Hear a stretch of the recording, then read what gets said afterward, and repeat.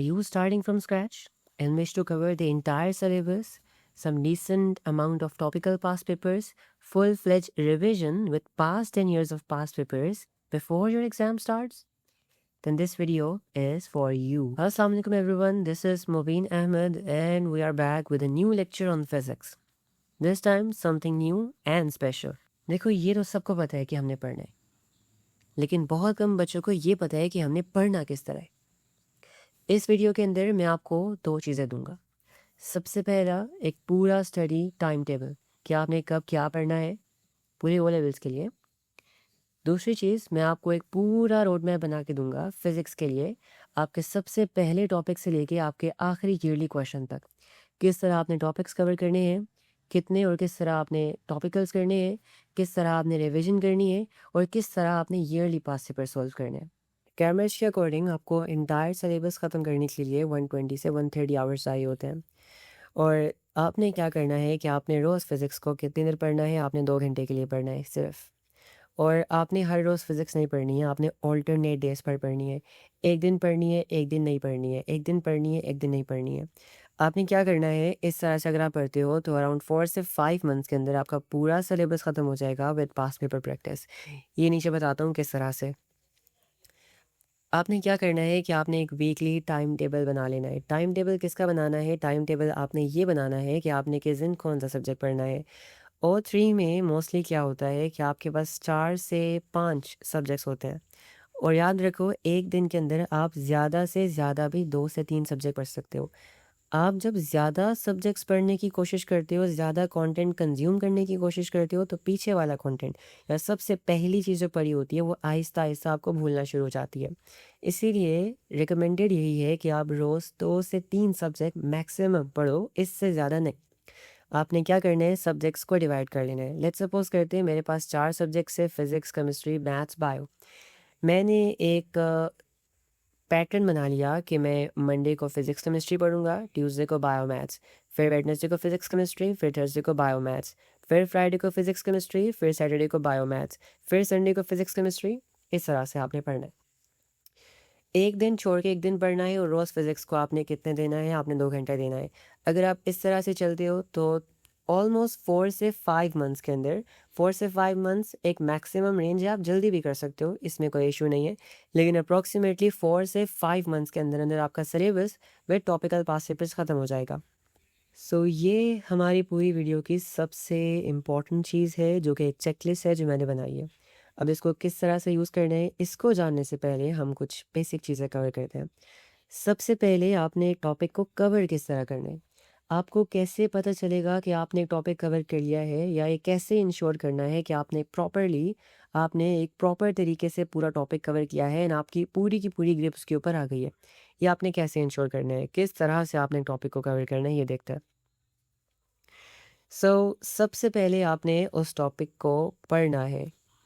अब आप ये कहीं से भी पढ़ सकते हो, चाहे आप बुक से पढ़ लो, चाहे आप अपने स्कूल में, क्लास में, लेक्चर में कोई कॉन्सेप्ट पढ़ो, चाहे आप यूट्यूब से पढ़ो, चाहे आप अपने ऑनलाइन टीचर से पढ़ो। रिकमेंडेड ये है कि अगर आपको चीज़ें भूल गई हैं तो यूट्यूब पे जाकर आप लेक्चर्स देख सकते हो। काफ़ी ज़्यादा यूट्यूब चैनल्स हैं। इसके अलावा आपको मेरे चैनल पर भी फिज़िक्स का काफ़ी कंटेंट मिल जाएगा। सो आपने जाके सबसे पहले कॉन्सेप्ट पढ़ लेने हैं, कॉन्सेप्ट्स को समझ लेने हैं उसके बाद, ठीक है? फिर आपने क्या करना है, उन कॉन्सेप्ट्स को समझकर आपने अपने हैंडमेड नोट्स बनाने हैं। अब हैंडमेड नोट्स का फ़ायदा क्या है? हैंडमेड नोट्स का फ़ायदा ये है कि जब आप रिवीजन करने जाओगे, आपके काम कोई चीज़ नहीं आएगी। सबसे ज़्यादा आपके काम आपके खुद के नोट्स आएँगे। क्योंकि खुद के नोट्स वो नोट्स होते हैं जो आपने अपने हिसाब से बनाए होते हैं। खुद के नोट्स आप इस तरह से बनाते हो जो आपको समझ आए। इसीलिए रिवीजन के टाइम पे आपके खुद के नोट्स सबसे आगे होते हैं, ठीक है? इसलिए आपने सबसे पहले टॉपिक को लर्न करना है, कॉन्सेप्ट्स को समझना है और हैंडमेड नोट्स बनाने हैं। अच्छा, तो टॉपिक हमारा कवर हो गया। अब टॉपिक कवर होने के बाद आपने क्या करना है, जैसे ही आप एक पूरा टॉपिक कर लेते हो, आपने फिर टॉपिकल पास पेपर्स पर आना है। अब टॉपिकल पास पेपर्स क्या होते हैं? टॉपिकल पास पेपर्स एक्चुअली पास पेपर क्वेश्चंस ही होते हैं, लेकिन वो टॉपिक वाइज अरेंज होते हैं। फॉर एग्जांपल अगर हम बात करें चैप्टर 1 के टॉपिकल्स, तो चैप्टर 1 के टॉपिकल्स में वो सारे क्वेश्चंस होंगे पास्ट पेपर्स के जो कि चैप्टर 1 के हैं। चैप्टर नंबर 2 के टॉपिकल्स में वो सारे पास्ट पेपर के क्वेश्चंस होंगे जो चैप्टर 2 के टॉपिक से आते हैं। फॉर एग्जांपल जो सारे क्वेश्चंस काइनेमेटिक्स के हैं वो चैप्टर 2 के अंदर आएंगे, इन्हें टॉपिकल कहते हैं। अब टॉपिकल्स आपने किस तरह सॉल्व करने हैं, आपने जैसे ही एक टॉपिक ख़त्म करना है आपने अराउंड 25 से 30 MCQ क्वेश्चन सॉल्व करने हैं। ये मैं आपको एक मिनिमम रेंज बता रहा हूँ। मैक्सिमम अगर आपके पास टाइम है आप जितने जाओ कर सकते हो, तो मिनिमम आपने 25 से 30 MCQ सॉल्व करने हैं। इससे क्या होगा, 20 से 30 MCQ सॉल्व करने के बाद आपको एक अच्छा खासा आइडिया हो जाएगा कि एग्जामिनर इस स्पेसिफिक टॉपिक को MCQs के अंदर किस तरह टेस्ट करता है, किस तरह के क्वेश्चन देता है। आपको एक प्रॉपर ट्रेंड नज़र आना शुरू हो जाएगा और आपकी एक अच्छी खासी तो नहीं, मतलब एक अच्छी प्रॉपर ग्रिप आ जाएगी कॉन्सेप्ट्स के ऊपर, आपको फिर वो भूलेंगे नहीं।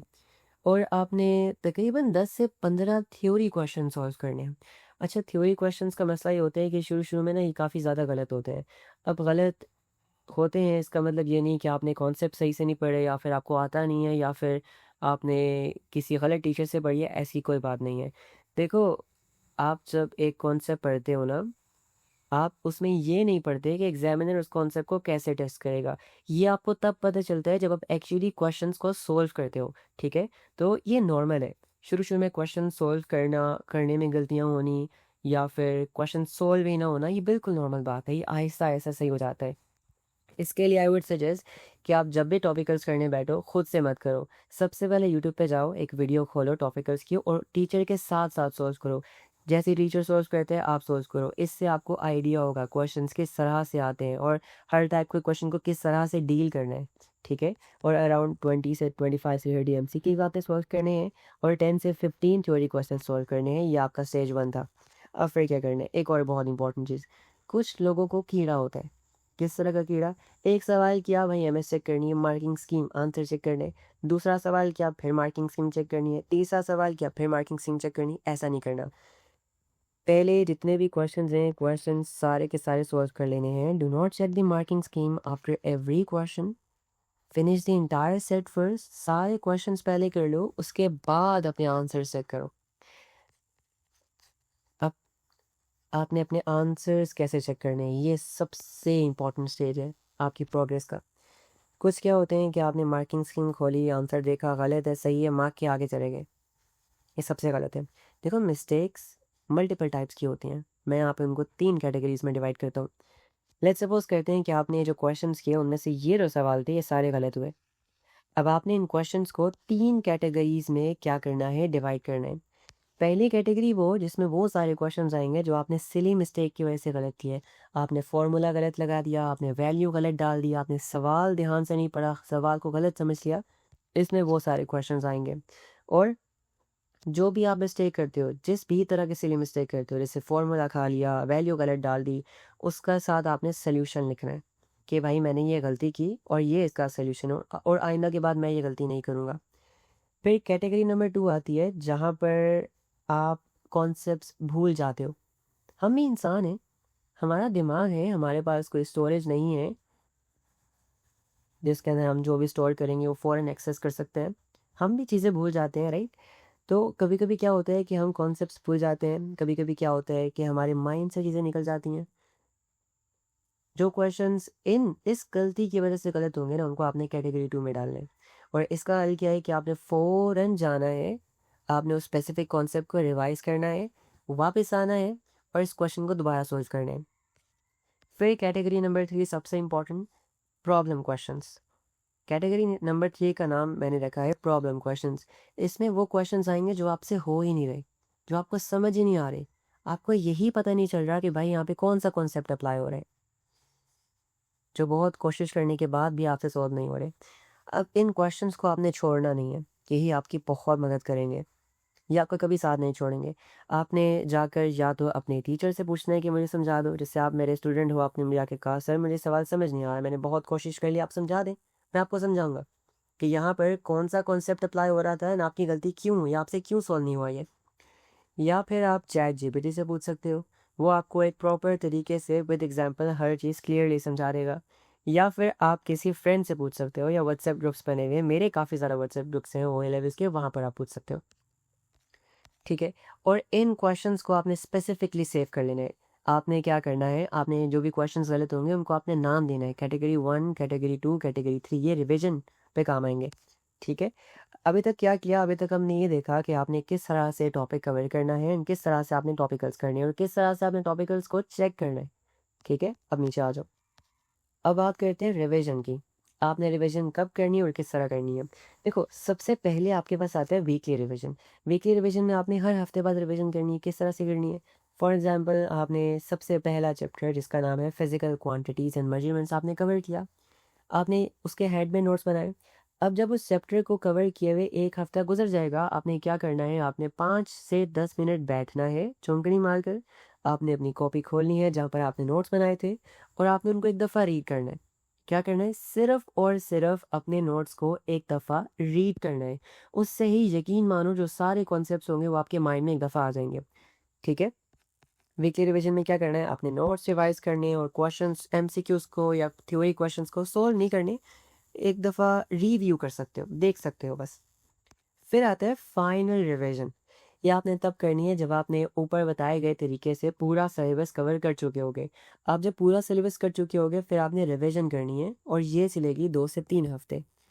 कॉन्सेप्ट्स कवर करने में और टॉपिकल्स करने में आपको 4 से 5 महीने लग सकते हैं और फाइनल रिवीजन के लिए आपको अप्रॉक्सीमेटली 2 से 3 हफ्ते ही लगने चाहिए। ये रिवीजन आपने कैसे करनी है? रिवीजन आपने करनी है इस फ्लो ट्रैक तय करते हुए। सबसे पहले आपने क्या करना है कि आपने अपने नोट्स बनाए गए नोट्स रीड करने हैं जो आपने नोट्स बनाए थे। अब नोट्स रीड करने के बाद क्या करना है, याद है मैंने अभी ऊपर कैटेगराइज करने को कहा था क्वेश्चंस को जो गलत हुए थे, कैटेगरी 1, कैटेगरी 2, कैटेगरी 3। आपने फिर क्या करना है, कैटेगरी 2 और कैटेगरी 3 के क्वेश्चंस को दोबारा सॉल्व करना है। ये इंश्योर करने के लिए कि क्या वो जो कॉन्सेप्ट आपको भूला था क्या वो दोबारा तो नहीं भूल गया, या फिर जो प्रॉब्लम क्वेश्चन जो आपसे नहीं सॉल्व हो रहे थे और आपने जाके समझे थे, आपको समझ आ गए थे, क्या वो दोबारा तो नहीं भूल गए। क्योंकि यही क्वेश्चन आपके लिए बाद में मुसीबत बनते हैं। तो आपने जाकर क्या करना है कि प्रॉब्लम क्वेश्चंस को, कैटेगरी 1 और कैटेगरी 2 के क्वेश्चंस को आपने दोबारा से सॉल्व करना है। और जब वो क्वेश्चन सॉल्व हो जाएं उसके बाद मज़ीद आप कुछ टॉपिकल सॉल्व कर सकते हो। कुछ क्वेश्चंस आप मज़ीद सॉल्व कर सकते हो। जो पहले क्वेश्चंस हमने कम किए थे ना, अब आप बची कुची कसर यहाँ पर पूरी करोगे, कुछ क्वेश्चंस आप और सॉल्व करोगे। फिर रिवीजन करने के बाद आपने क्या करना है, रिवीजन करने के बाद जो आपके पास बाकी टाइम होगा ना, याद रखो ये मैं आपको 6 से 7 महीने का एक प्लानर बना के दे रहा हूँ प्रॉपर। आपने ईयरली क्वेश्चन सॉल्व करने हैं। अच्छा, ईयरली क्वेश्चंस किस तरह सॉल्व करने हैं, ये आपने करने हैं टाइमर ऑन रखते हुए, क्योंकि अब सबसे बड़ा टास्क आपके लिए है time management. With in time duration पूरा पेपर सॉल्व करना है, ये चीज़ आपने सीखनी है। कॉन्सेप्ट्स आपने कवर कर लिए, टॉपिकल्स आपने कर लिए, रिवीजन आपने करनी है। रिवीजन करने से क्या होगा कि जो सारा सिलेबस होगा ना वो एक दफ़ा आपके माइंड में आ जाएगा। ठीक है, अब आपने पास पेपर क्वेश्चंस ईयरली सॉल्व करने और कोशिश करनी है कि मिनिमम 10 साल के सॉल्व करने हैं। मैक्सिमम आप 15 से 20 साल के भी कर सकते हो, लेकिन मिनिमम आपने पास 10 ईयर्स के पास पेपर्स तो सॉल्व करने ही करने अगर आपको ये स्टार चाहिए तो।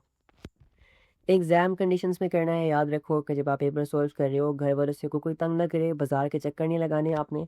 और टाइमर ऑन करके एक स्टॉप वॉच लगा लेना। और एग्ज़ाम टाइम के अंदर फॉर एग्जांपल ओ लेवल्स के पेपर 1 में आपके पास 1 घंटा होता है, तो आपने 1 घंटे के अंदर ही पेपर सॉल्व करना है। कोई नोट्स नहीं होने चाहिए, कोई फ़ोन पास नहीं होना चाहिए, कोई मार्किंग स्कीम नहीं होनी चाहिए। और जब आप पेपर कर लो ना, पूरा पेपर करने के बाद मार्किंग स्कीम चेक करनी है, बीच में चेक नहीं करनी है। ठीक है, अच्छा, अब कुछ और टिप्स हैं जो मैं आपको एज अ टीचर देना चाहूँगा।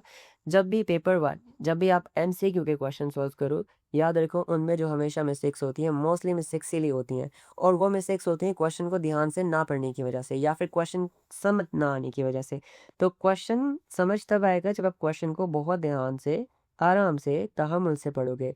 याद रखो कि इन्फॉर्मेशन को हमेशा अंडरलाइन क्या करो, इससे बार बार सवाल पढ़ने की ज़रूरत नहीं पड़ती है। उसके बाद आप क्या कर सकते हो कि जब भी आपके पास एक क्वेश्चन में सिचुएशन दी जाए, जैसे काइनेमेटिक्स का सवाल हो गया, वर्क एनर्जी पावर का सवाल हो गया, इस तरह के क्वेश्चंस में आप क्या कर सकते हो कि एक डायग्राम बना सकते हो, एक रफ डायग्राम बना लो अगर नहीं समझ आ रहा, उससे चीज़ें और आसान हो जाती हैं। थ्योरी के लिए, थ्योरी के लिए ऐसा कोई टिप्स नहीं है, बस याद रखो क्वेश्चंस को आराम से और ध्यान से पढ़ना है और जो आपको बता रहे हैं उस तरह से आपने आंसर देना है। जैसे एक्सप्लेन वाला क्वेश्चन डिफरेंट होता है, स्टेट वाला क्वेश्चन डिफरेंट होता है, जस्टिफाई वाला क्वेश्चन डिफरेंट होता है, डिस्क्राइब वाला क्वेश्चन डिफरेंट होता है। ये सारे कीवर्ड्स जो है ना, ये मैंने अपने इंस्टाग्राम में एक पोस्ट बनाई है जहाँ पर मैंने इनको काफ़ी डिटेल में समझाया है कि हर एक कीवर्ड का क्या मतलब है और हर एक कीवर्ड से एग्जामिनर आपसे क्या पूछना चाह रहा होता है, किस तरह का आंसर आपसे एक्सपेक्ट कर रहा होता है। तो मेरा इंस्टाग्राम है प्राइम अकेडमी ऑफिशियल के नाम से।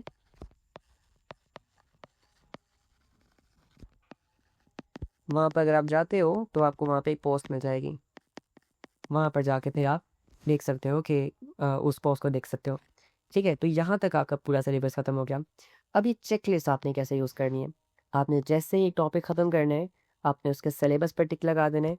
आप जैसे उस टॉपिक के टॉपिक का यूज़ कर लोगे, आपने दोबारा यहाँ पर टिक लगा देना है। और फिर आपने क्या करना है, जब आप उन क्वेश्चंस को चेक कर रहे होगे और अपनी मिस्टेक्स को एनालाइज करके कैटेगरी वाइज कैटेगराइज करोगे, कैटेगरी 1, कैटेगरी 2, कैटेगरी 3, तो तब आपने यहाँ पर टिक कर देना है। फिर जब आप रिवीजन कर लोगे इस टॉपिक की दोबारा से आकर, तो आपने यहाँ पर टिक कर लेना है। और रिवीजन करने के बाद जब दोबारा आप इसके टॉपिकल सॉल्व करोगे, यानी प्रॉब्लम क्वेश्चंस को रिव्यू करोगे और टॉपिकल्स आगे सॉल्व करोगे, तो आपने यहाँ पर टिक कर देना है। और जब आप ये सारे टिक्स हो जाएंगे आपके एक रो में, तो आपको आपकी प्रोग्रेस साथ नज़र आ जाएगी। ये एक पूरी मैंने चेकलिस्ट बनाई है जहाँ पर सारे टॉपिक्स मैंने इंडिविजुअली लिस्ट किए हैं। तो आपको चेकलिस्ट है जिस पर आप साथ साथ चेक कर सकते हो। और ये प्रोग्रेस है, इससे आपको आपकी प्रोग्रेस नज़र आती रहेगी। अब इसका फ़ायदा ये है कि देखो, प्लानिंग के बगैर अगर आप चलते हो ना, आपको कुछ भी समझ नहीं आएगा। अगर आपको पता होगा कि आपने कितना सिलेबस कर लिया, क्या क्या कर लिया, टॉपिकल्स किए या नहीं, ईयरलीज किए या नहीं, रिविजन किए या नहीं, कितनी प्रोग्रेस आपकी होगी है, तो आपको एक कॉन्फिडेंस मिलता है, एक इंकरेजमेंट मिलती है कि भाई इतना मैंने कर लिया और इतना मैं आगे आ चुका हूँ। ठीक है, so this was all for the video. आप ये पीडीएफ इंशाल्लाह मैं डिस्क्रिप्शन में भी लगा दूंगा, वहाँ से ले सकते हो। इस चेकलिस्ट को सेव कर लेना और जैसे जैसे कॉन्सेप्ट सोल्व करते जाओगे, चैप्टर सोल्व करते जाओगे, आप क्या क्या करते हो, आप यहाँ पर टिक लगा सकते हो और अपनी प्रोग्रेस चेक कर सकते हो। So this was all for the video. If you find it a little bit helpful, do make sure to share it with your friends. So this was all for this video. अगर आपको ये थोड़ी सी भी ऐसा feel हुआ हो कि भाई it was helpful, मुझे इससे मदद मिली है, तो do make sure to spread this in your social circle. हो सकता है आपके एक शेयर से किसी और का भला आए, मदद हो जाए, राइट। सो अगर वीडियो अच्छी लगी हो, do make sure to like, share and subscribe. मिलते हैं नेक्स्ट वीडियो में, तब तक के लिए अल्लाह हाफिज़।